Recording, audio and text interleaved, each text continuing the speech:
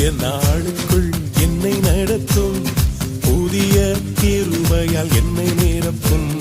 புதிய நாளுக்குள் என்னை நடத்தும் புதிய கிருபையால் என்னை நிரப்பும்.